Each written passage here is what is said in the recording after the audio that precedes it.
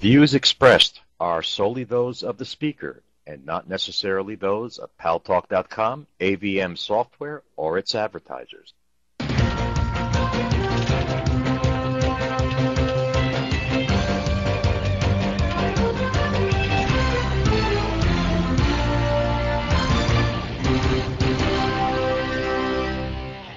News Talk is online. News Talk Online is a production of Paltalk.com, the largest multimedia interactive program on the internet with more than 4 million unique users, on demand on iTunes, on demand on YouTube, and on my blog, GaryBaumgarten.com, where you're encouraged to post your comments, whether you agree with yours truly or not, and no retribution. And thanks to our good friends at CRN Digital Talk Radio, we're syndicated to an additional 12 million households.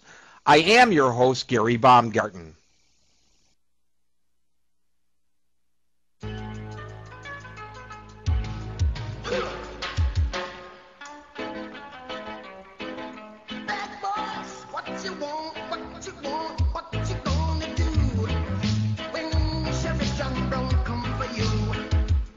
Yeah, bad boys, you bad boys on Wall Street. What are you going to do when they come for you? Today, 5 more hedge fund executives today were indicted on securities fraud charges.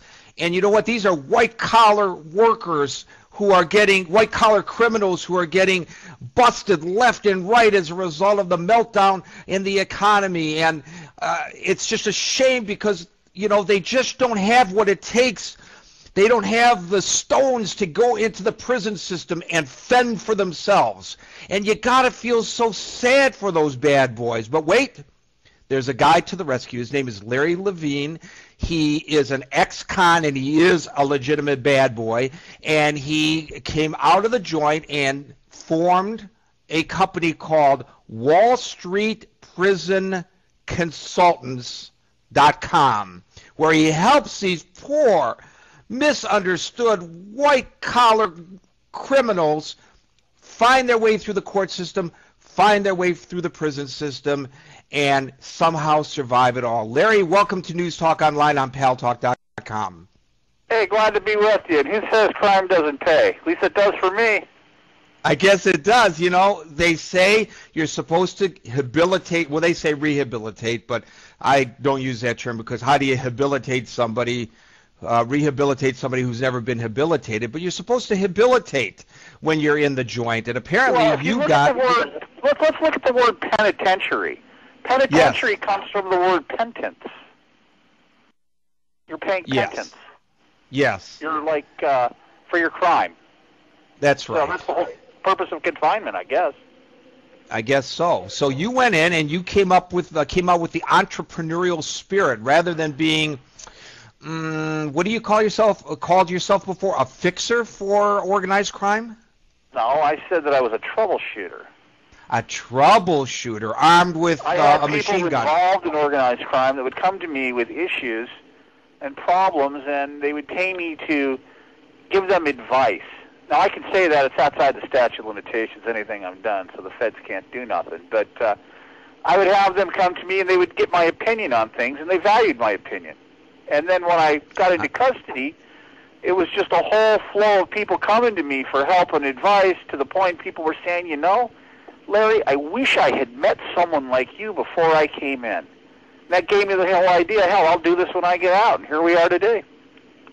Wait a minute. When you were in the joint, the other guys were coming to you for help with what? Legal issues. All right, let's break it down. Bureau of Prisons, Federal Bureau of Prisons. You got my ID card I see up on your website here. Nice photo, yes. Huh? Yeah, nice shot. Okay. They got your best side. Did they? Yeah, I think I had a haircut that day, but I look like that all the time. Except you got something one over on me no one else has. That's a picture of me without sunglasses. I always got the glasses on. You can't see my eyes now. You don't know what I'm looking or thinking about. Anyway, Bureau of Prisons runs on what's called program statements. That's the policy, how everything runs. But the problem is the staff doesn't follow the policy themselves.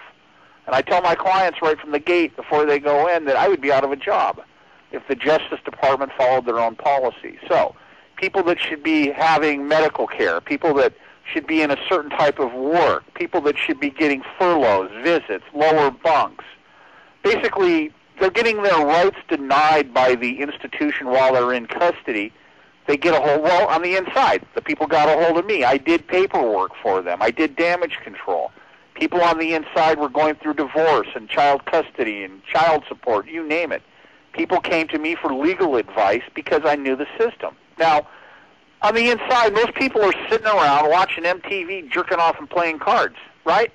I'm sitting in the law library, and I'm learning everything I need to know about how the system operates, to the point I would have staff members come to me and ask me, can we do this? Because they knew I knew the policies better than they did.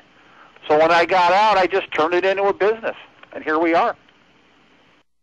So these guys that are getting popped left and right and center on Wall Street, they absolutely have no idea once they are convicted, if they are convicted, what's in store for them, do they? They don't have a clue. They're scared, they're angry, they're confused, and most of these people are watching things like the Shawshank Redemption, and they're watching Oz, and I tell them to stop watching it, because that's really not how it is. That's not where they're going. There's no more Club Fed. It's not the way it used to be. They took our swimming pool and our golf course away, thanks, I understand, to Barbara Walters. At least that's the rumor. But the minimum security, I mean, it's not really a difficult place to be. These white-collar people aren't really going to have it that hard. The hardship for them is going to be being away from their friends, their family, and they're going to be in an environment where they're not in control anymore.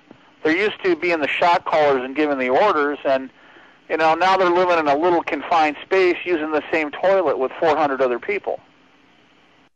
It's culture shock.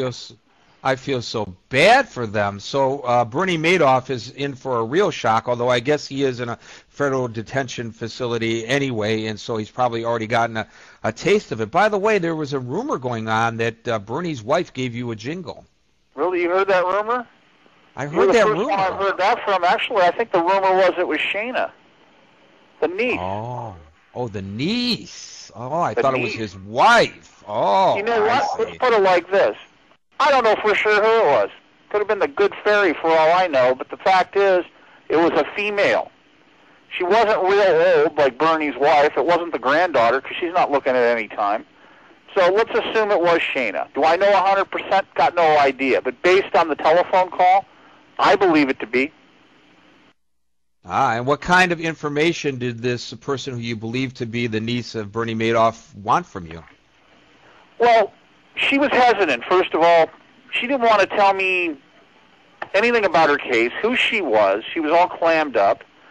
And I was going to hang up on her, because I'm real busy. I got a lot of shit that I'm doing. I don't have time to screw around with people, all right?